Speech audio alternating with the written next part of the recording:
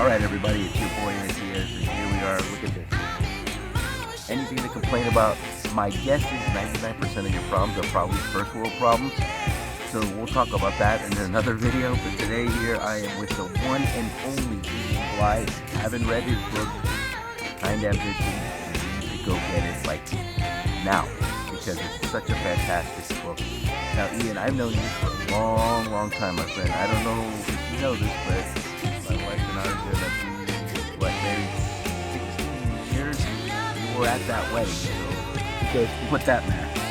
It's real easy to remember because it was 1999. Is that what it was? We're going to party like it's 1999? It was Small Business Administration. I was doing a talk on re-engineering your business. That's right. And I listened to you speak, and I said, I got to have coffee with that guy. And I approached you after, because I spoke at that too. And we've been friends ever since. Yep. So the purpose of this video, we're going to talk a little bit about, I'm sure we're all feeling this, that COVID kind of really messed up so many things. And to a certain extent, it still feels, at least to me anyway, like planet Earth is a bit upside down. People have changed. Communication has changed.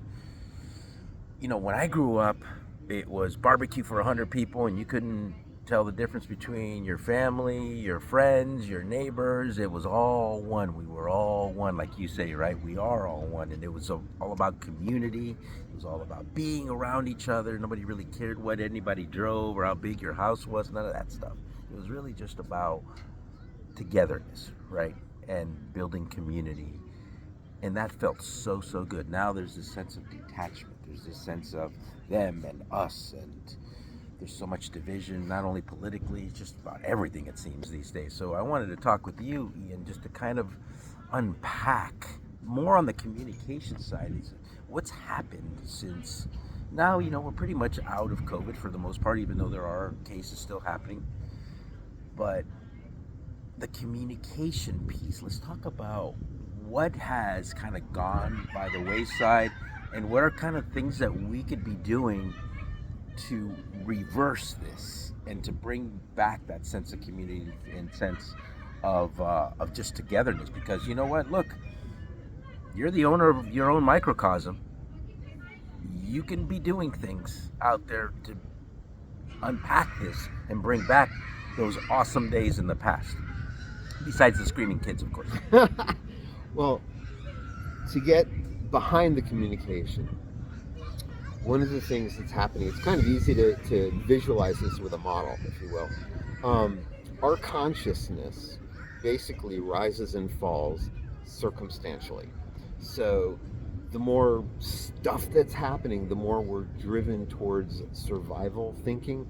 We're pulled down into a smaller and smaller, tighter and tighter little space of basically I, me, mine.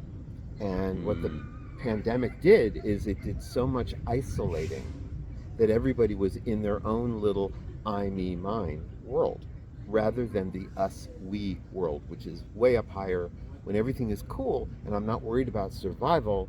Now I can start thinking about how you feel. But I can't be thinking about how you feel if I'm thinking about survival. So what we need to do is we need to remember, okay, we're not about to die. It's Step one. Chill out on that. You know, it's not survival time. And this whole push of identity, you know, I'm me. Well, duh, you're you. Okay, there you are, standing there. You don't need to be standing there saying, I am this and I am that and I. Relax. Okay, we see that. Now, what are you going to do with that? Okay, who are you? Not label, but who are you in terms of your values being manifest in the world? You are your values manifest in the world. You're a really different person. You're not freaking out about, I've got to show everybody my things so they'll think I'm successful.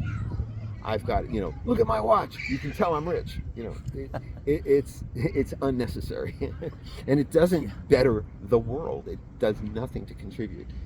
So, here's a little reward, a little dessert for you.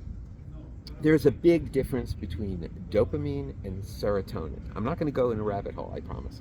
But here's the deal. Dopamine, everybody knows about how addiction works. You have something that makes you feel good for the moment, and then the moment's gone, you need more. Well, that's because dopamine is a neural exhauster. It basically tires your neurons out. They shut down. You need more to get the same stimulation. That dopamine is from when you personally get for you. Okay, anything from shooting down space aliens to finding the water and the berries for your tribe, you get dopamine. Serotonin is about us. Serotonin is about contribution. So when you brought those berries and water back to your tribe, that's when you got serotonin. The difference is it's a neural relaxer. There is no way you will ever exhaust your brain with serotonin. You'll just feel good, feel good, feel good. It doesn't go away. So there's the cherry on top for why do we want to start thinking about each other more than me, me, me, me, me? Because it actually will feel better for longer. There's your prize. That makes total sense. You know, I've never heard it explained that way, but it makes a ton of sense. So it just feels like we're focusing more on the dopamine hit as opposed to the serotonin. And here's the truth, man, is if one person loses, we all lose. So that whole sense of just me, and I is a train that's going to derail. And it has. I mean, look at the amount of suicides. Look at the amount of depression. Look at the amount of substance abuse. Look at the amount of prescription drugs that are prescribed in this country every single year. It's outrageous. And look, I don't have to be a scientist to say this. There's a correlation between disconnectedness and depression and all these things that I just mentioned, the amount of drug use. When we're isolated, it's very, very toxic and can be deadly. We were not designed to be alone. That's why solitary confinement exists. It's a punishment. It's a torture in the prison system, right? Exactly. They isolate you, right? Exactly. Now, unfortunately, we had a pandemic. It isolated us, but we're somewhat out of it. We need to find ways to go out there and start connecting. As you know, we just had a barbecue that was very successful. You need to get out and go to events. You need to start calling all your friends and inviting them to take a walk with you, whatever the case may be. Take some action. Don't wait for others. You be the one who takes action. And in that action, again, here's your opportunity. There's actually the book that Ed mentioned a while ago, Kind Ambition. There's a chapter that differentiates prospecting and networking. And a lot of networking has turned into prospecting. It's what's in it for me? What's in it for me? Right. What's in it for me? What can you do for me? What can you do for me? I want to sell you my stuff. I want to sell you my stuff. This ABC, always be closing mentality is just really, really getting to old. I mean, how many thousands of marketing messages do you get a day? You cannot respond to it all. Basically, you just start closing down. So rather than what can I sell you, we can start asking more questions. You know, what excites you? What drives you crazy? Let me get to know you. And in getting to know you, I'm going to find ways that I can actually contribute to you. And that whole thing about it is better to give than to receive. Well, as far as your brain goes, it's true. It is true. It is biochemically true that it actually feels better for longer to give than to receive. So we need to start shifting. Why are we networking? Are we networking to get stuff, or are we networking to connect? To be givers, because the giver's gain model does in work. fact not only works, but it creates sustainable happiness. It is the truth. Yep. So I want to keep this a little bit short, on the shorter end. As you guys can see, this guy's a pro. He's not only a communication pro, but he's my coach. Okay, and he's been my coach for many, many years, and he's helped me through so many things. So I'm going to invite you to reach out to him. You'll see his contact information, in this at the bottom here. Reach out to him, because not only is he great at communication, but he's also great at giving you and coaching you to inner success, okay? Which is happiness and having joy and feeling connected. If you're feeling isolated, if you're not getting the results that you want, and if you're burned out, because burnout, let's be honest, burnout happens only when you're not getting the results, right? Then you need to reach out to him, have a consultation with him, and talk with him, because there's no shame in that game, right?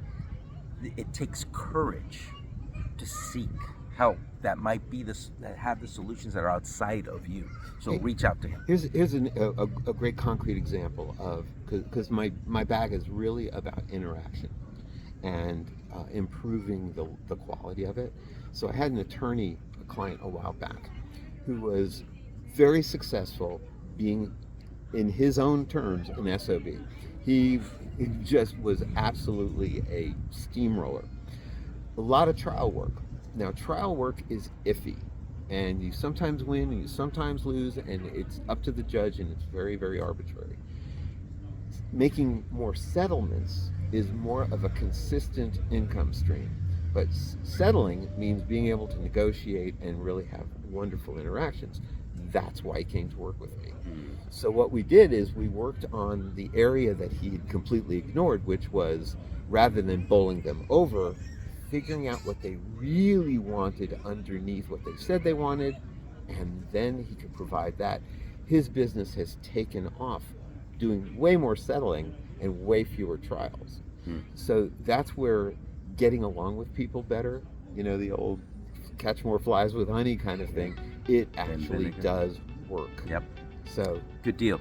By the way, just go ahead and give them your phone number where they can reach you. Absolutely. Easiest thing in the world is, my name is my website, IANBLEI.com. So ianblei.com. There you go. And there's a little thing that says, let's have a conversation. There is no obligation. There is no money involved. There is no nothing. It just even better. It just puts you on my calendar so I know to have a conversation with you. Yeah, book an appointment with him. I'm telling you, it's going to change not only your perspective, it has the potential to really just change everything for you. Give him a call. Go ianblei.com, and we'll see you guys later. Have a great one.